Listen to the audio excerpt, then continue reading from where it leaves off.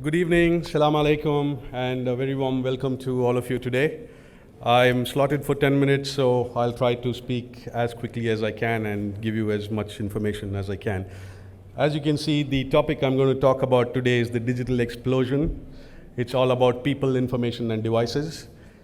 So let's look at cybercrime today in its true perspective. Fiction or fact? This is a movie that released a few years ago where I'm sure many of you have seen this, and the concept was about a group of cyber criminals holding a country hostage. At that time, it was considered to be a work of fiction. Nobody believed that it could be true, but roll back the years, or roll forward rather, and as we speak today, cybercrime is true, it is happening, we are in the middle of it, and it's not going to stop. So what do we need to do? What are we doing as like a security company? What are we doing as individuals to provide that layer of security while we go online? There has been a fundamental shift in the threat landscape. If you look back to the year 1986, when it all began, it was an era of discovery. Malware creators were just trying to replicate code without any harmful intent. They just wanted to try and do something funny and something cool, and that's how the first virus was discovered in 1986. Over the period of 5 years that followed, more and more such attacks started happening. There was no impact, no loss of information, nothing but just some annoying emails, annoying viruses that popped up on your screen, and creating a nuisance.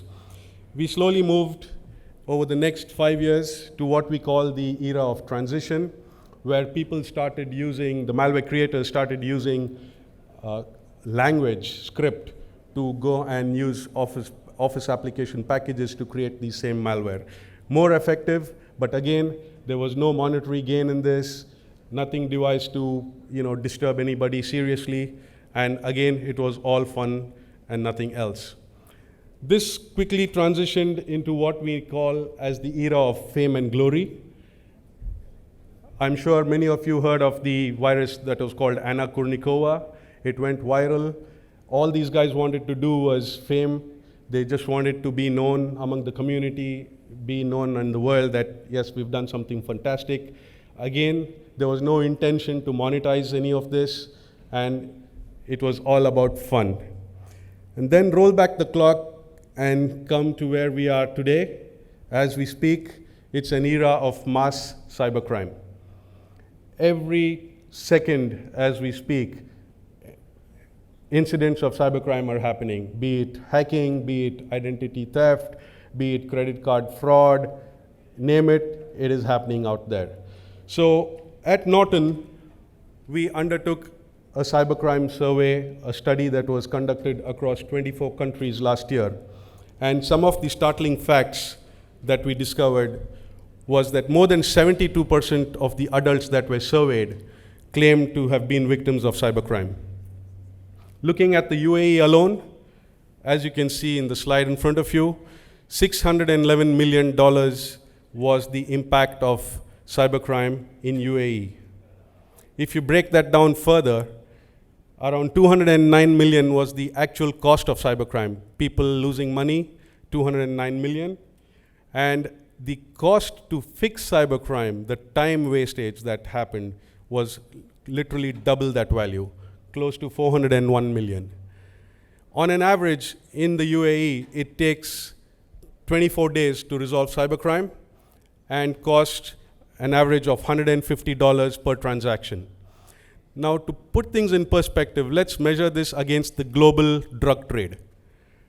Globally, $411 billion was what the drug industry was assessed. In the 24 countries itself that we speak about, the total loss to cybercrime was $388 billion. So you can see that this is fast catching up, and very soon it's going to outpace the drug industry itself. So what do we need to do? Today we see individuals are using more and more devices and more methods to connect to the internet. Unconventional methods, gaming consoles, televisions, smartphones, PCs, tablets, name it, multiple devices, households, kids, everybody's trying to browse the internet and access information. What does that do? It exposes us to advanced threats. It exposes us to millions and trillions of terabytes of information that can be easily moved around. The digital world is becoming increasingly mobile. You can move between devices. You can access information from anywhere and anytime. And then the social networking itself, Facebook, Twitter, and other websites, applications that have opened up myriad new threats and myriad new actions like cyberbullying in some countries like Brazil, where actually murders have taken place because of the cyber criminals and what they try to do online. What we are trying to do at Norton is basically to provide a protection not only for the individual, but for the devices that they use. Be it your handheld, be it your laptop or any other device, we want to protect people and their information from Trojans, from malware, from hackers, from email spam, and such threats. I'd like to play a small video now calling out the actual stuff, the digital stuff that we need to protect today. Can I please roll the video? No, not just stuff with a small s, but stuff. Your stuff. The stuff that lives on your hard drive, your devices, and on the web. Your stuff is more than just data. It's your life. The stuff that connects you with the people you love. The stuff that puts you on the grid as a contributing member of society. It's who you are stuff, where you've been and where you're going stuff. Of course, sometimes bad stuff can happen to your stuff. Like if you leave your stuff in the back of a cab, or spill 16 freshly brewed ounces of stuff on your stuff. And then there are the people who want to steal your stuff. Your private stuff, like your passwords, social security numbers, and your money. The thing is, stuff happens, which is why your stuff needs Norton. Because what are you without your stuff? Better yet, without your stuff, who are you?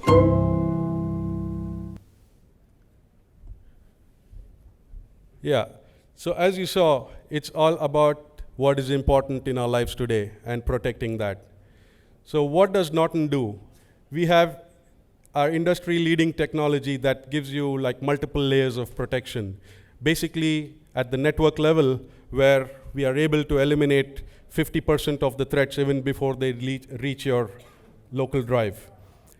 We use our file insight services, more than 210 million machines that are contributing information on a daily basis, that are tracking 3.1 billion executable files on a daily basis, and detecting and blocking more than 210,000 malicious attacks each day.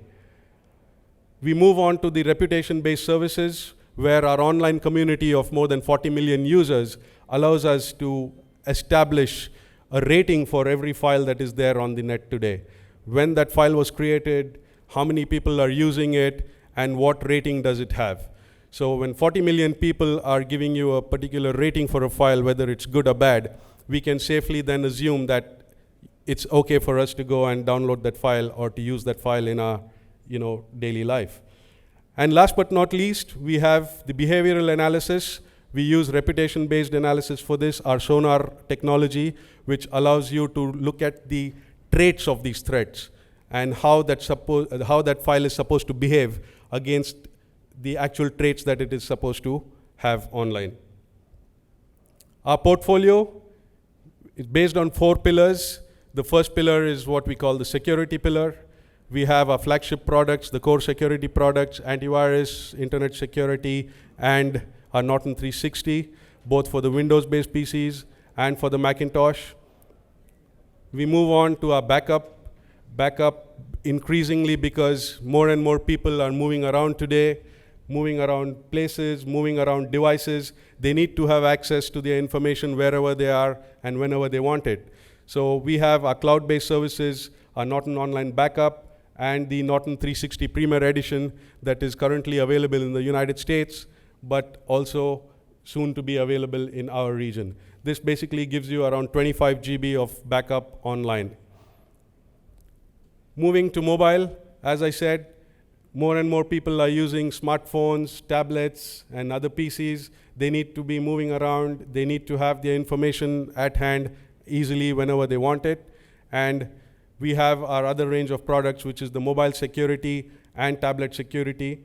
And we are just about to launch a new product called Anti-Theft that allows you to track down your device in case it is stolen, allows you to remotely wipe out your data, allows you to lock your device, and also allows the device to transmit pictures of the guy or the person who has stolen that device so that you are able to actually track down and retrieve that device from the source that it's gone to. And then we have a live help. The live help basically is all about services. We have 9 different services. Some of them are subscription-based. Some of them are incident services. And then the free services that we have, like our Power Eraser, the Norton Online Family, the Facebook Scanner, and recently the Identity Safe. So all these free services are designed to give people who are not Norton users traditionally to go and have the same level of protection that a guy who probably buys the software from a retail store and uses it. To end my talk today, we are talking about protecting the stuff that matters. As a company, our products have earned more than 250 awards with our 2010 and 2011 products, and the awards are increasing with the 2012 product range as well. And these awards are all from reputed sources, as you can see, and that brings us giving us the complete protection that we need in terms of security, backup, mobile, and live help. With that, I come to the end of my talk. Thank you very much.